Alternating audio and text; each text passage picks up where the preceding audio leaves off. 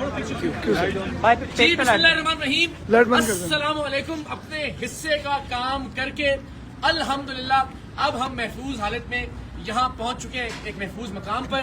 لیکن ہم سب نے، میری ٹیم کے تمام ارکان نے، اللہ تعالیٰ کو سلامت رکھے، ہمارے کیمرہ مین، ہمارے آڈیو انجینئر، ہمارے پروڈیوسرز، ہمارے رپورٹرز، بابر ملک صاحب ہمارے پنڈی کے رپورٹرز ہمارے ساتھ موجود ہیں، تھینک یو سو مچ۔ عقیل ماشاءاللہ انہوں نے بڑی جواں مردی کا مظاہرہ کیا، بھرپور تشدد ہوا، مارا پیٹا گیا، کھینچا تانی کی گئی، لیکن ہم نے حق خطیب صاحب کو الحمدللہ بے نقاب کر دیا۔ جو مقصد تھا بتانا کہ یہ صاحب ختم نبوت کے مقصد کے پیچھے چھپتے ہیں، آپ نے آج دیکھا کہ انہوں نے وہاں نعرے لگوائے، اشتعال دلایا لوگوں کو کہ وہ ہماری جان کے درپے ہو جائیں۔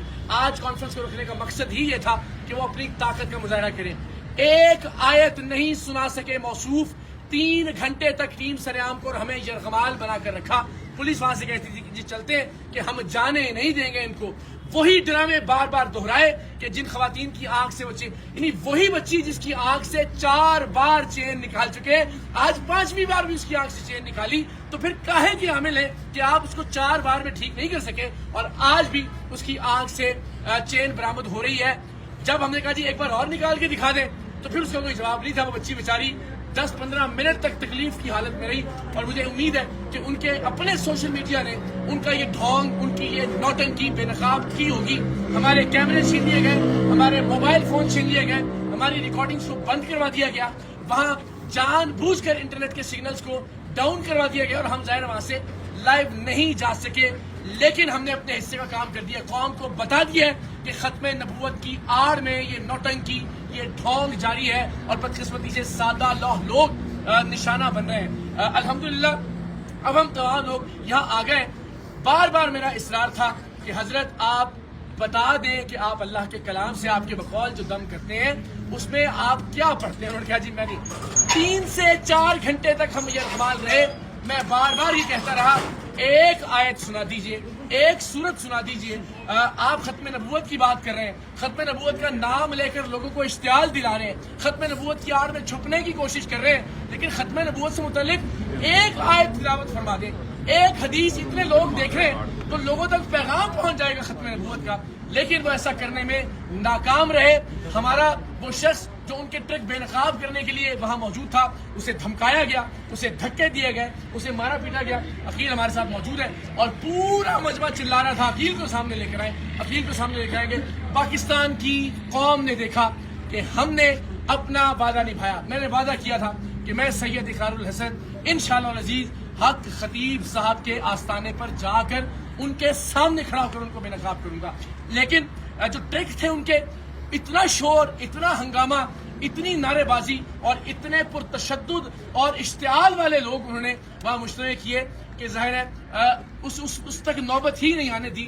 لیکن ایک بھی کلام اللہ کے حوالے سے کوئی چیز نہیں سنا سکے، نہیں بتا سکے کہ وہ کیا وظائف پڑھتے ہیں، نہیں بتا سکے کہ انہوں نے یہ علم کہاں سے حاصل کیا ہے، نہیں بتا سکے کہ وہ قرآن کی کوئی صورت پڑھ سکتے ہیں دیکھ کر بھی یا نہیں۔ اور وہی ڈھونگ انہوں نے رچایا، انہی بچیوں کی آنکھوں سے دوبارہ چین برآمد کی جو بچی 4-5 بار ان کی ویڈیوز میں آ چکی ہے۔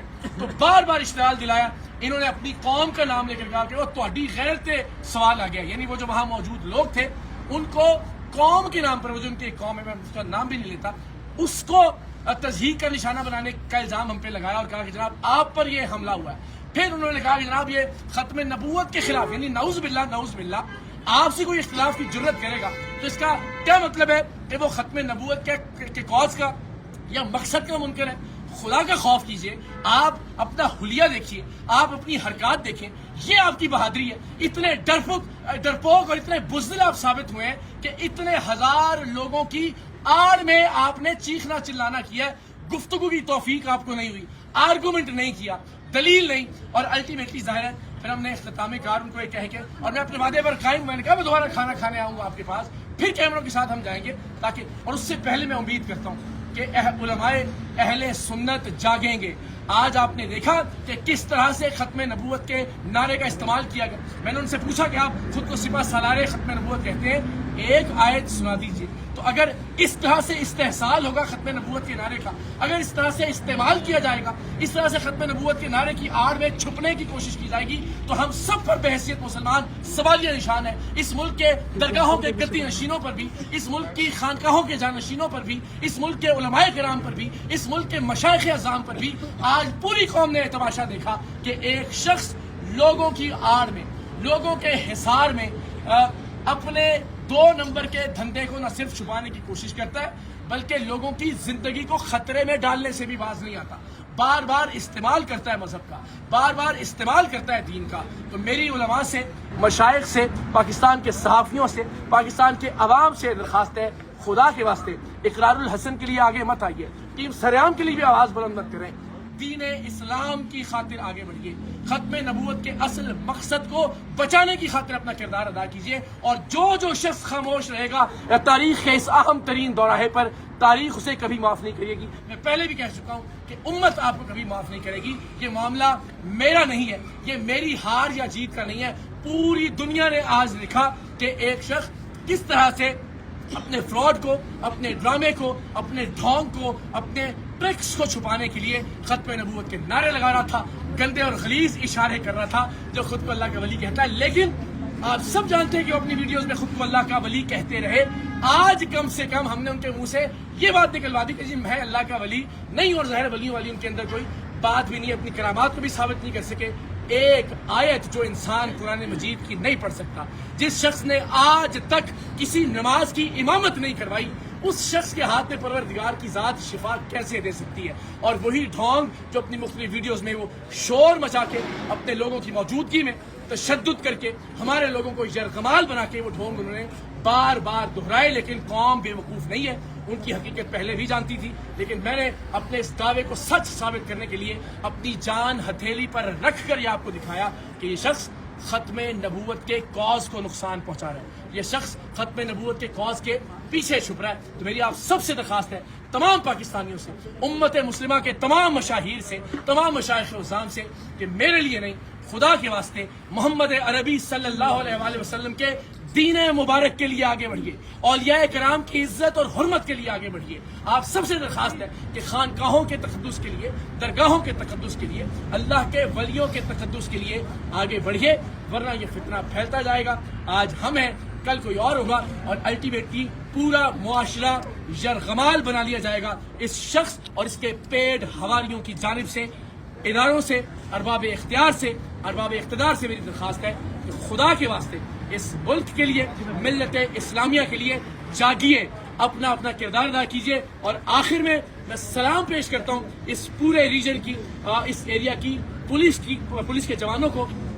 آج یقین جانیے اگر یہ لوگ نہ ہوتے اور واقعتاً سیسا پلائی ہوئی دیوار بن کر یہ ان مذہبی خنڈوں کے سامنے کھڑے نہ ہوتے، تو یقیناً ہم میں سے بہت سارے لوگ آج موجود نہ ہوتے۔ جس طرح سے وہ غیر ذمہ دار آدمی جو خود کو کلندر دورہ کہلواتا ہے، وہ اشتعال دلا رہا تھا لوگوں کو مذہب کے نام پر، ختم نبوت کے نام پر۔